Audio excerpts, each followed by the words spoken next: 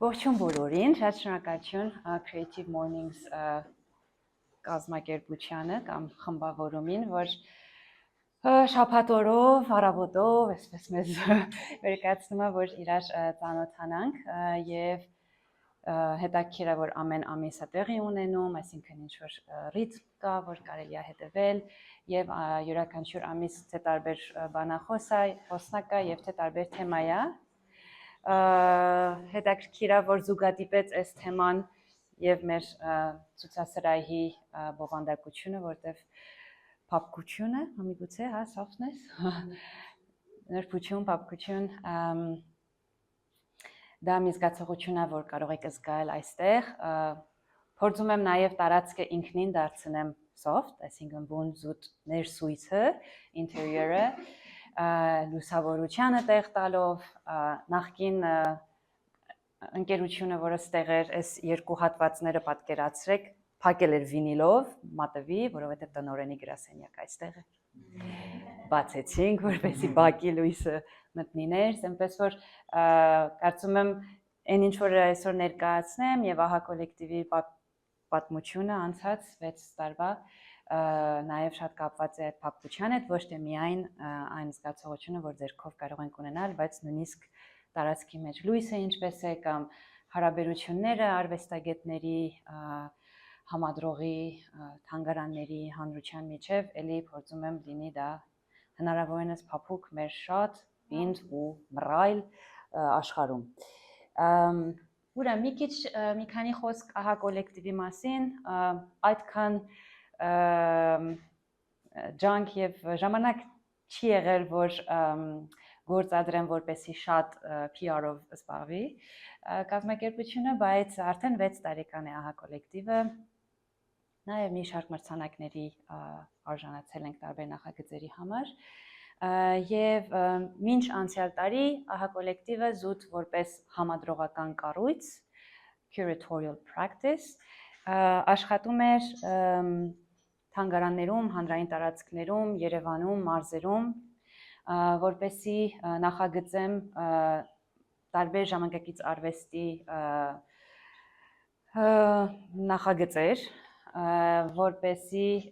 հանրությունը ավելի լավ ծանոթանա մեր Հայաստանի հայկական ժամանակակից արվեստի դաշտին,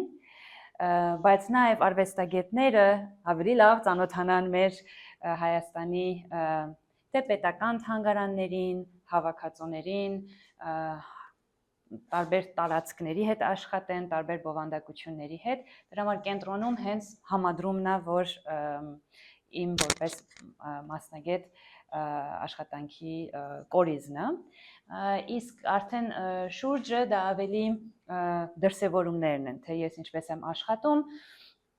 նախ եւ առաջ critical museology, այո, թանգարանագիտությունը բավականին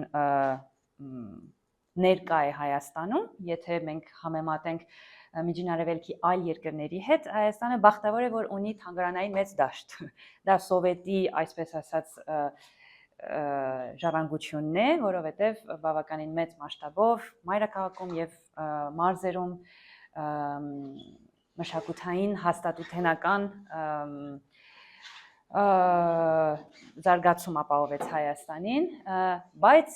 90-ականներից մինչ այսօր մնացինք շատ տենց հին թանգարանային մտածելակերպի մեջ, դրա համար ես փորձում եմ որպես համադրող, որպես արվեստաբան նոր խոսույթներ բերել, նոր գործելակերպեր բերել եւ նոր անշուշտ արվեստի աշխատանքներ թանգարանային միջավայրում։ Եվ իմ փորձը նախ եղել է Կոմիտասի թանգարան ինստիտուտում եւ կարծում եմ, որ Կոմիտասի թե արվեստային եւ թե գիտական էթիկան, միգուցե շատ է ազդել ինձ եւ մինչ օրս շատ ներշնչում է։ Ինչու սկսեցի Կոմիտասի թանգարանում, որովհետեւ ես Փարիզից տեղափոխվեցի 10 տարի առաջ եւ թե երաժշտական աշխարհի մեջ եմ մեծացել, ընտանեկան մորս երաժշտագիտական, ասենք, փոխանցումով եւ թե որպես առաջին պետական թանգարան, որ հետ խորհրդային, հա, անկախ Հայաստանում է ստեղծվում, հետաքրքիր էր, որ լավ գալ եւ ցուցադրական բաժինը փորձել ստեղծել, ինչ որ հիմքեր դնել, թե ինչպես կարող են Կոմիտասի թանգարանում անել ցուցադրություններ, այսինքն վախենալու է, չէ, որտեղ դե Կոմիտասին սակրալիզացրել են եւ այլ, իսկ ինքը շատ փափուկ մարդ էր, այդ soft մարդն էր, մեծ հյումոր ուներ, երեխաների հետ շատ լավ էր զբաղվում, իր ընկերներին անվանում էր քերթենքելե թուրքերենով, հետո արդեն փոխեց սողսողիկի, սողսողիկը դա բանն է, մողեսը։ Մի հատ փոքրիկ բրոշ ուներ, sense սողսողիկի։ Այնպես որ սողսողիկները թող լինեն այդ Creative Morning-ի բոլոր մասնակիցները։ Հա, թե ինչպես անել դա, բայց փորձեցի թե իր որպես արվեստագետ, երաժիշտ, կոմպոզիտոր, հեղինակ կերպարը դրսևորել արդեն ժամանակակից արվեստի ցուցադրություններով, տարեկան մի հատ, եւ մյուսը լինի ավելի պատմական արդի շրջանի ինչ-որ ցուցադրություններ։ Դա critical museology-ն, անշուշտ որպես արվեստաբան եւ համադրող ամենից կարեւոր քո գործիքը խոսքն է, բառն է, տեքստն է։ Դրա համար հետազոտությունը եւ հրատարակությունը ահա կոլեկտիվի աշխատանքների կարևոր մասերից են եւ այս հետեւը որ գրադարան կա, մի շարք հրատարակություններ վերջի տարիների կարող եք տեսնել։ Դրանք կամ պատկերագրքեր են, կատալոգներ, կամ ավելի հավաքական մենագրություններ, collective monograph, որպեսզի ուրիշ հեղինակներ նաև մի ինչ-որ բովանդակության շուրջ կարողանան հետազոտել եւ կիսվել, կամ այլ ֆորմատի ինչ-որ նյութեր, օրինակ այս ցուցադրության հետ կապված հետևը կտեսնեք մի գեղեցիկ թե պոստեր եւ թե տեքստ եւ թե լուսանկար, այնպես որ հրատարակչական ֆորմատների հետ էլ շատ աշխատում եմ եւ վերջի նորաթուխ հրատարակությունը դա Ճապոնիայում, Օքինավայում հրատարակված շատ փափուկ եւ դες հիմա կտամ որ ձեր տակ artist book-ն է, որ 3 օրինակով թողարկեցի Through Silk Metax-ի միջով կարող եք թե Metax-ը ձեռք տալ թե Metax-ը որպես պատկեր եւ սկզբնաղբյուր բոժոժը տեսնել եւ թե արդեն իմ տեքստը մի մեծ ճապոնացի արվեստագետի մասին Միչիկո Ուեհարա, ում մասին ես կխոսեմ, կարդալ հայերենով, ինչու ոչ անգլերենով, ովքեր որ հայերեն չգիտեն եւ միգուցե ճապոներեն իմացող կա։ Այդպես որ մեծ երջանկություն է ինձ համար, որ իմ տեքստը ճապոներենով հրատարակվեց 2025 թվականին։ Այդպես է, ես կտամ, որ դուք նայեք։ Իսկ արդեն վերջին շրջանի զարգացումը եղավ, որ նաև ես տարածք բացեցի, թե նախ եւ առաջ գրասենյակ ունենալու համար եւ հետո ունենալու համար մի ցուցասրահ, որը ունի կոմերցիոն բնույթ, որովհետեւ մեր մայրաքաղաքում չկա ժամանակակից արվեստի ինչ-որ գալերիա, որ անընդհատ ինչ-որ նոր ցուցադրություններ լինեն եւ թե հայտնի օրինակ Normal Studio-ի ֆրանսիացի ուրեմն դիզայներները, բայց թե մանավանդ անհայտ կամ երիտասարդ սերունդի արվեստագետներին փորձեմ մեր հանրությանը ներկայացնել, հետազոտել, փորձարարական ինչ-որ նախագծեր անել, ինչպես օրինակ այս Ոսկե ծիրանի Կարմիր գորգի երկրորդ հավաքածոն, այնպես որ գալերին ցուցասրահը դա 1.5 տարեկան միջավայր է եւ փորձում եմ նաեւ յուրաքանչյուր ցուցադրության շրջանակում անել տարբեր հանրային հանդիպումներ, քննարկումներ, ստեղծագործական աշխատարաններ եւ նույնիսկ բացենք այլ ֆորմատի հանդիպումների, ինչպես Creative Mornings-ը, որպեսզի այդ արվեստի միջով փափուկ եւ նուրբ տարերը, որ մոռանում են առօրյայի մեջ, վերստին ջրի երես կան։ Ես մեծ բախտ ունեցա, որ մասնակցեցի Ճապոնիայում Artisanal Intelligence ստեղծագործական կացարանին, residency-ին եւ 5 օր առաջ եմ վերադարձել։ Հետաքրքիր է, որ հայերենով երբ թարգմանում ենք Artificial Intelligence արհեստական բանականություն, Artisanal Intelligence արհեստական, արհեստ բանականություն։ Ու վերջերս, չգիտեմ, հյուրեր եկել այստեղ շրջում էինք եւ խոսում էի Ճապոնիայի եւ այս կոնցեպտի շուրջ, ու մտածեցինք, լավ, հայերենով որտեղից է գալի այդ արհեստականի երկու իմաստը։ Հետո մտածեցինք, որ լավ պարզ է, որ արհեստը, craft-ը դա առաջին իմաստն է միշտ եղել։ Մանավանդ հայրիս մոտ, որ Օսմանյան կայսրության մեր Արմենիան Հայաստանից մինչև Ջուղա, մինչև ամենտեղ, Երուսաղեմ, Բեյրութ եւ այլն հայերը մեծ արհեստավորներ են եղել։ Բայց միգուցե երբ ինչ որ մի դարաշրջանում, չգիտեմ, երբ որ արհեստավորի կեղծ կամ ոչ բնական բառը կամ իմաստը եկավ, ուզում էին ուղղակի ցույց տալ, որ սա արհեստավորի գործ է, որը բնության հետ տարբեր է։ Բնական ու արհեստավոր, կարծում եմ, այդ տարբերություններ։ Իսկ թե երբ հետո դարձավ կեղծ կամ արհեստական, դա չգիտեմ, բայց հետաքրքիր որ հայերենի մեջ այսպիսի ինչ-որ նմանություն կա։ Ինձ հրավիրեցին Ճապոնիա Քնոթո կազմակերպությունը, որ Բելգիայում ստեղծված մի կազմակերպություն է ճարտարապետի եւ դիզայների կողմից, եւ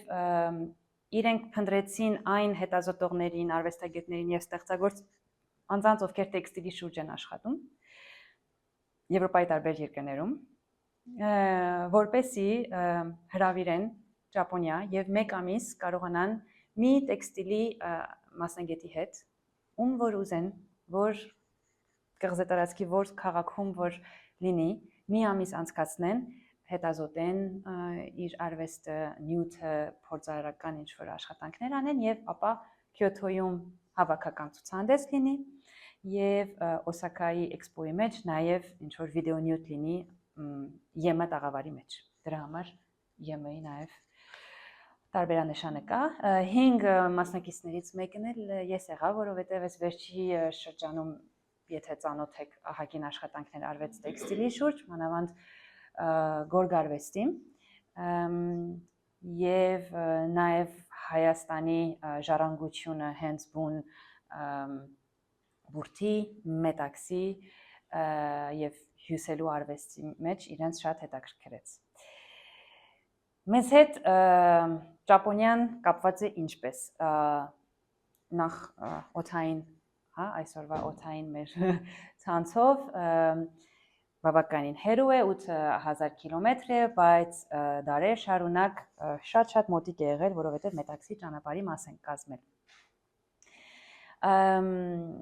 Պատկերացնում եք, որ ինչ որ մի ճանապարհ մետաքսի բառն է օգտագործվել, մետաքսը որպես նյութ այդ ճանապարհին անուն է տվել։ Եթե չեմ սխալվում, Silk and Spice Road էր, այսինքն նաև համեմները, բայց հետո ընդհանուր եղավ մետաքս ճանապարհ։ Մետաքսն ինչ է։ Մետաքսը դա է։ Ու քանի խոսում ենք փափկության մասին ու նրբության մասին, եկեք բոլորդ ձեռք տվեք, թե այն գեղեցիկ մասամետաքս չի, բայց այն մետաքսի բոլոր իրերը, որ միգուցե դուք կրում եք կամ ունեք կամ սիրում եք, ինչից է գալի։ Նախ թթենիներ պետք են, որտեղ մետաքսի որդը թթենիներից է սնվում, հետո կամանց սկսում է արտադրել այս նյութը եւ սկսում է փաթաթել իրեն, այսինքն որդը, մետաքսի որդը ներսն է այս բոժոժի։ Այս բոժոժը, որ արդեն հասունանում է, հետո արդեն մշակում են։ Կարծում եք, երբ որ այս բոժոժից մի մետաքսի թելը քաշենք, քանի միլիմետր կամ սանտիմետր կամ մետր կամ ինչ երկարություն կունենա։ Ամբողջը, սենց որ քաշենք։ Հա, այսինքն Մոսկվան 31-ից որտեղ կարող ենք հասնենք։ 10 մետր, չէ։ 1.5 կիլոմետր։ Պատկերացնում եք մի հատ ворդ եւ մեր թթենիները, որ ժամանակին մենք դա ունեինք, ինչ էին արտադրում։ Եվ մետաքսի ճանապարհը ինչպես է անվանվում։ Իսկ այսօր ինչ որ մի հատված ուզում են Թրամփի ճանապարհ, չէ՞ անվանել։ Շատ է մտածել տալի։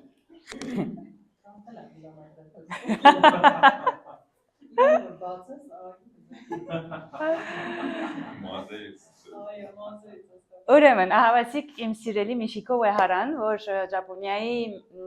մեծ տեքստիլ արվեստագետներից է,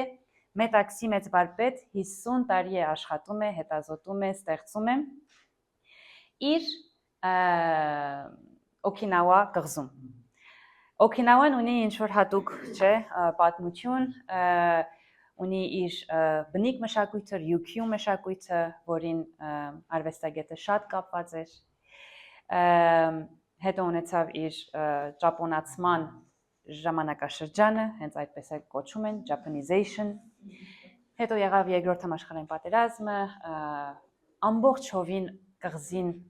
բնաջնջվեց եւ այսօր այնինչ կառուցվեց շատ ամերիկյան ֆունկցիոնալիստական ինչ-որ շենքեր են անշունչ եւ նաեւ Ճապոնիայում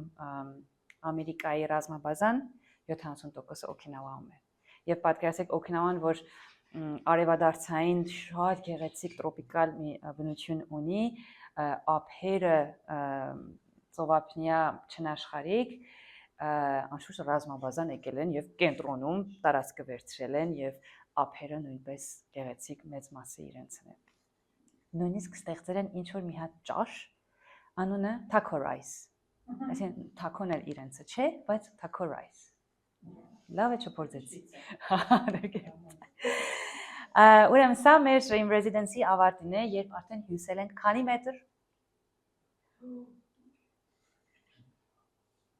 Ես 4 մետր, ինքն է 4 մետր, 8 մետր մետաքս ենք հյուսել։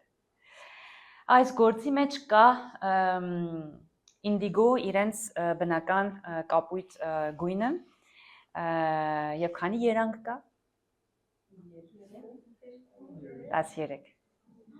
13 կապույտ ինդիգոյի երանգ ներկեցինք մենք մետաքսը եւ մի ամիս ներկեցինք հյուսեցինք